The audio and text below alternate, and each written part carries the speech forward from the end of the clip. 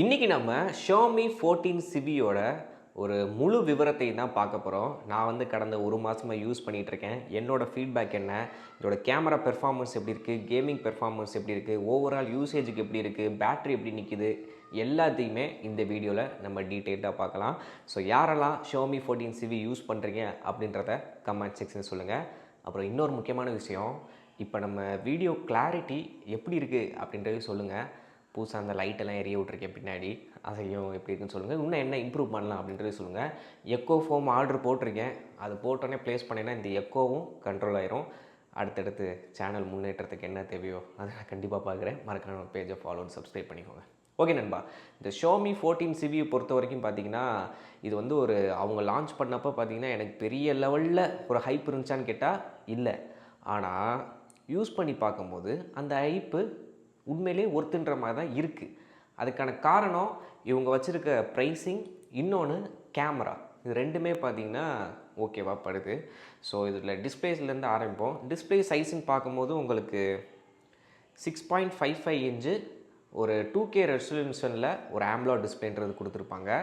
லைட்டாக கர்வாக இருக்கும், full curve கிடையாது, லைட் கர்வு, ஆனால் நல்லாயிருக்கும்.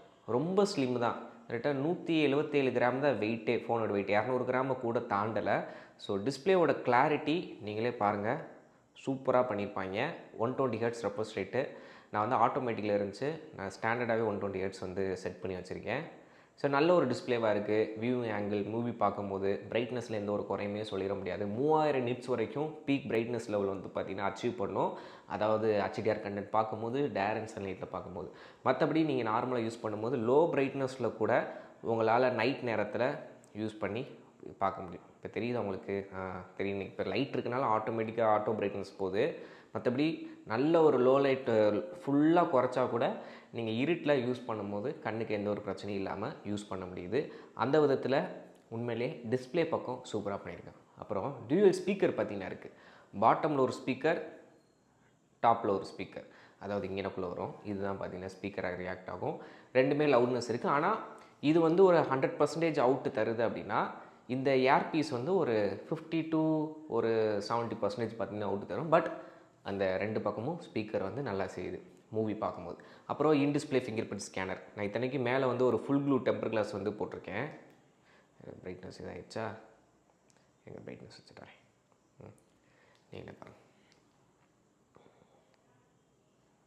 ஃபுல் க்ளூ டெம்பர் கிளாஸ் போட்டிருக்கேன்.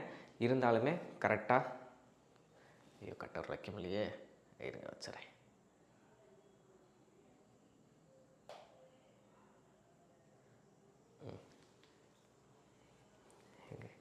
வச்சு காட்டுறேன். ரொம்ப ஸ்பீடுன்னு சொல்ல முடியாது, ஆனால் டேட்டாயே எடுத்துருது. ஓகேவா?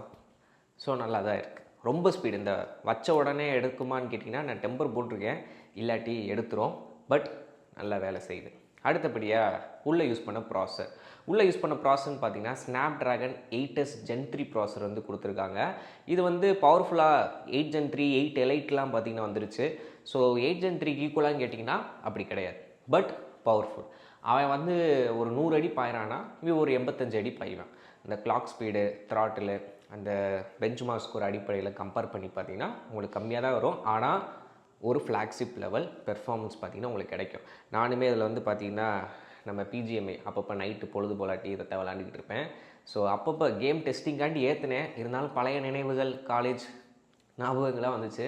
அப்பப்போ அந்த ஸ்குவாட் மேட்ச் மட்டும் பார்த்திங்கன்னா விளாண்டுட்டு வெளியே வந்துருப்பேன். கிராஃபிக்ஸ் பார்த்திங்கன்னா எக்ஸ்ட்ரீம், எக்ஸ்ட்ரீமாக 90 FPS வரைக்கும் பார்த்திங்கன்னா சப்போர்ட் பண்ணுது. இந்த கேம் 90 FPS வரைக்கும் இந்த ஃபோனில் சப்போர்ட் பண்ணுது. அந்த கேம் பூஸ்ட்ன்ற அப்படின்ற ஒரு ஆப்ஷன் இருக்குமா, கேம் டர்போ, அதில் போயிட்டு நம்ம சைடில் வந்து நம்ம ட்ரிகர் பண்ணும்போது 90 FPS வரைக்கும் ஃப்ரேம் ரேட்டுன்றது போயிட்டு வருது. ஸோ அந்த விதத்தில் கேமிங் எக்ஸ்பீரியன்ஸும் நல்லாவே இருக்குது. அடுத்தபடியாக பேட்ரி 4700 mAh பேட்ரின்றது இந்த 14 Civiயில் வந்து கொடுத்துருக்காங்க. அது ஓவராலாக நான் வந்து கேமரா எடுப்பேன், எடிட் பண்ணுவேன் அப்படின்றப்ப நான் ஒரு நாளைக்கு 2 தடவை சார்ஜ் பண்ணுறேன்.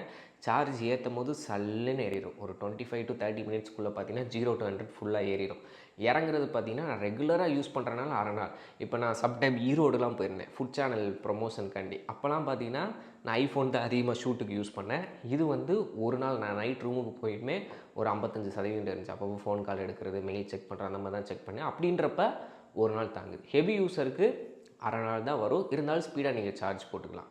67 வாட்ஸ் சார்ஜிங் வந்து உங்களுக்கு பாக்ஸ்லேயே இன்க்ளூட் ஆகும். அதை வச்சு யூஸ் பண்ணிக்கலாம். இப்போ நான் வச்சுருக்கிற வேரியண்ட் வந்து பார்த்தீங்கன்னா 12 GB RAM 512 GB ஸ்டோரேஜ். இதோட ரேட் வந்து ஆன்லைனில் இப்போ 45,000 சேல் பண்ணுறாங்க. இதிலே 8256 இருக்குது. அது 40,000. இப்போ நான் வாங்கின செகண்ட்ஸில் 30,000 நான் வாங்கியிருந்தேன். ஸோ 30,000 ஒருத்தான்னு கேட்டிங்கன்னா கண்டிப்பாக ஒருத்து. ஆனால் 40,000 நீங்கள் புதுசாக வாங்கலாமான்னு கேட்டிங்கன்னா வெயிட் பண்ணுங்கள். நிறையா ஃபோன்ஸ் 50,000 ஐக்யூ 13 வந்திருக்கு, OnePlus 13 வரப்போகுது, ஒரு ரியல்மி நியோ 7 ப்ரோ, அதுக்கப்புறம் நம்ம விவோ, இந்த மாதிரி நிறையா பிராண்ட் வந்து அடுத்தடுத்து லான்ச் பண்ண போகிறாங்க. அந்த 40,000 பட்ஜெட்டுக்கு கொஞ்சம் வெயிட் பண்ணி பார்த்து வாங்கிக்கலாம். பட் இது ஆஃபரில் உங்களுக்கு 35,000 கீழே கிடச்சிச்சு அப்படின்னா வாங்கி தாராளமாக ட்ரை பண்ணலாம். அடுத்தபடியாக கேமராவை பொறுத்த வரைக்கும் இதில் பின்னாடி 3 கேமரா இருக்கா, ஃப்ரண்ட்டில் பார்த்தீங்கன்னா 2 கேமரா இருக்கும். ஸோ பின்னாடி 3 கேமரா என்னென்ன அப்படின்னா பிரைமரி 50 மெகாபிக்சல் வித் ஓஎஸோட சோனி சென்சார் யூஸ் பண்ணியிருப்பாங்க. அல்ட்ரா வைடுக்கு 12 megapixel, telephoto lens 50 megapixel, 2x வரைக்கும் ஆப்டிக்கல் ஜூமில் போயிட்டு நம்மளால் ஃபோட்டோ எடுக்க முடியும். அது மட்டும் இல்லாமல் அந்த என்னாச்சு லைக்கா ஃபில்டர் ஆப்ஷன்ஸ் கொடுத்துறாங்க, வைப்ரண்ட்டு இந்த மாதிரி. மேலே அந்த லைக்காவோடது இருக்கும், HDR, portrait videos, portrait photos, ஏகப்பட்ட ஃபில்டர் ஆப்ஷன்ஸ்லாம் கொடுத்துருக்காங்க. ஐ ஆட்டோ ஃபோக்கஸும் பார்த்திங்கன்னா இருக்குது. செல்ஃபிக்கு 2 கேமரா, 2 32 மெகாபிக்சல் பார்த்திங்கன்னா கொடுத்துருக்காங்க. ஒன்று அல்ட்ரா வைடு, இன்னொன்று ப்ரைமரி, அதுலேயே 2xம் போகும். எனக்கு இந்த பேக் கேமராவோட செல்ஃபி கேமரா தான் ரொம்பவே பிடிச்சிருக்கு. ஃப்ரண்ட்டில் நம்மளால் 4K 30 fps வீடியோ எடுக்க முடியும், பேக்கில் நம்மளால் 4K 60 fps வரைக்கும் வீடியோ எடுக்க முடியும். ஸோ 2 லென்ஸ்லேயுமே நம்மளால் ஸ்விட்ச் பண்ணி நம்மளால் வீடியோ எடுத்துக்க முடியுது 4K 30 fpsல. ஸோ எனக்கு செல்ஃபியில் எடுக்கிற ஃபோட்டோஸ் ப்ரைமரி 50 மெகாபிக்சல் எடுக்கிற ஃபோட்டோஸோட டீட்டெயிலிங் எல்லாமே நல்லா தெரியுது. செல்ஃபியில் உண்மையிலேயே இதில் பேக் கேமராவோட எனக்கு செல்ஃபி கேமரா 100% சாட்டிஸ்ஃபைடுன்னு நான் சொல்லுவேன். குரூப் ஃபோட்டோ எடுக்கும் போதாக இருக்கட்டும், இல்லை ப்ரைமரி லென்ஸில் க்ராப்பில் இருக்கட்டும், 2x லைட்டாக ஜூம் போயிட்டு எடுக்கிறதா இருக்கட்டும், எல்லாத்துலேயுமே எனக்கு செல்ஃபி பிடிச்சிருக்கு. அப்போ பேக் பிடிக்கலையா ப்ரோ அப்படின்னு கேட்டிங்கன்னா, செல்ஃபியில் வாவ் ஃபேக்ட்ரி நிறையா வச்சு கொடுத்துட்டு பேக்கில் எனக்கு அந்தளவுக்கு வாவ் சூப்பர் அப்படின்றத வந்து என்னால் சொல்ல முடியலை. ஆனால் நல்லா தான் இருக்குது. 50 மெகாபிக்சல் பிரைமரியில் எடுக்கிற 50 மெகாபிக்சல் மோடை எனேபிள் பண்ணி எடுக்கும்போது டீட்டெயிலிங்காகவும், லோ லைட்டில் எடுக்கும் போது எடுக்கிற ஃபோட்டோஸும் நல்ல வைப்ரண்ட், அந்த கலர், அந்த பளிச்சுன்றது இருக்கட்டும், இருட்டில் இருக்கிற டீட்டெயிலிங் தெரியுதா இருக்கட்டும், எல்லாமே இருக்குது. ஆனால் ஃப்ரண்ட்டை கம்பேர் பண்ணும்போது எனக்கு அந்த கிளாரிட்டி டீட்டெயிலிங்கில் வந்து அந்தளவுக்கு இது பெட்டராக இருக்குது அப்படின்னு சொல்ல முடியல. ஆனால் ஓகே, நல்லா பண்ணியிருக்கானுங்க. அடுத்தபடியாக பேட்டரி சொல்லியாச்சு, பெர்ஃபார்மன்ஸ் சொல்லியாச்சு, கேமரா, அப்புறம் ஓவரால் யூசர் எக்ஸ்பீரியன்ஸ். எனக்கு வந்து இந்த HyperOS 2.0 அது இன்னும் எனக்கு வரலை, அது ஏன்னு தெரில. ஸோ உங்களுக்கு யாராச்சும் சிவி யூசருக்கு வந்துருச்சா அப்படின்றத சொல்லுங்கள். எனக்கு பொறுத்த வரைக்கும் HyperOS 1 தான் பார்த்தீங்கன்னா ரன் ஆகிட்டுருக்கு. மற்றபடி எந்த ஒரு லேக் பிரச்சனை இல்லை. அப்பப்போ லேக் ஆகுது, ரொம்ப ஹீட் ஆகுதா அப்படின்னு கேட்டிங்கன்னா, நான் கேம் விளாட்றேன், ஆனால் நைட்டு இன்டோர் கண்டிஷன்லாம் விளாண்டுக்கிட்டு இருக்கேன், பெரிய லெவலில் ஹீட் ஃபீல் பண்ணல. ஆனால் 4Kல அவுட்டரில் வீடியோ எடுக்கும்போது அந்த வார்ம்னஸ் வந்து ஃபீல் பண்ணேன். ஆனால் ரொம்ப ஹீட்டு கொதிக்குது அப்படின்ற மாதிரி எனக்கு தெரில. இப்போ இந்த ஃபோனில் நெகட்டிவே இல்லையா ப்ரோ அப்படின்னு கேட்டிங்கன்னா, பேட்ரி ஒரு நெகட்டிவ். காரணம் என்னென்னா, நீங்கள் ஸ்லிம்மாக கொடுத்துருக்காங்க, அதே சமயத்தில் சைஸையும் கம்மி பண்ணி 6.5 இன்ச்சு தான். ஸோ அதனாலேயே பேட்டரியையும் பார்த்திங்கன்னா குறைச்சிருக்காங்க. அந்த விதத்தில் நம்ம அதை குறை சொல்ல முடியாது. சில பேர் காம்பேக்டாக ஒரு ஃபோன் எதிர்பார்ப்பாங்க, அவங்களுக்கு இது ஏற்றதாக பார்த்திங்கன்னா இருக்கும். அப்படின்றப்ப ஓகே, நார்மல் யூஸருக்கு ஒரு நாள் தாங்கும், ஹெவி யூஸருக்கு அரை நாள் தான் தாங்கும். பேக் கேமரா அந்த 45,000 எனக்கு என்னமோ Xiaomi 14 எடுத்தீங்கன்னு வச்சுக்கோங்களேன், அதில் சூப்பராக இருந்துச்சு. அதை கம்பேர் பண்ணும்போது இந்த 14 சிவியில் அந்தளவுக்கு இல்லை. பட் செல்ஃபி கேமரா 100க்கு 100 நான் சாட்டிஸ்ஃபைடு. ஆனால் பேக் கேமரா 100க்கு ஒரு 75 தான் satisfied. White angle, telephoto lens எல்லாமே கொடுத்துருக்காங்க, ஆனால் அந்தளவுக்கு இல்லை, அவ்வளோதான் நான் எதிர்பார்க்குறேன். ஸோ ஓவராலாக இந்த ஸ்மார்ட் ஃபோனை நீங்கள் இப்போ வாங்கணும்னு நினைக்கிறீங்க அப்படின்னா 45,000 40,000 ஒருத்தான்னு கேட்டிங்கன்னா கண்டிப்பாக வேணாம். ஏன்னா இன்றைக்கி காம்படிட்டர் நிறையா பேர் 8 எலைட்லேயே 50,000 வந்துருச்சு.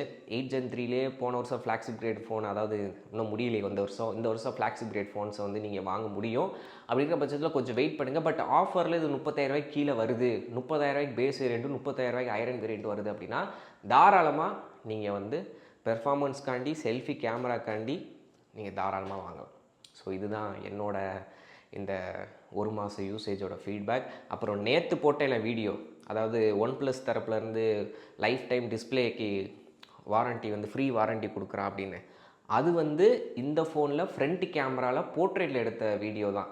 ஸோ அதோட கிளாரிட்டியை நீங்கள் பாருங்கள். இப்போ நான் எடுத்துகிட்டு இருக்கிறது ஐஃபோனில் செல்ஃபி கேமராவில் போர்ட்ரேட்டில் சினிமேட்டிக்கில் எடுத்துக்கிட்டு இருக்கேன். ஸோ நீங்களே பார்த்துட்டு சொல்லுங்கள். நம்ம சேனலில் அடுத்தடுத்த இம்ப்ரூவ்மெண்ட்லாம் நான் பண்ணிட்டு தான் இருக்கேன். நீங்களும் மறக்காமல் எனக்கு சப்போர்ட் பண்ணுங்கள். ஓகே நண்பா.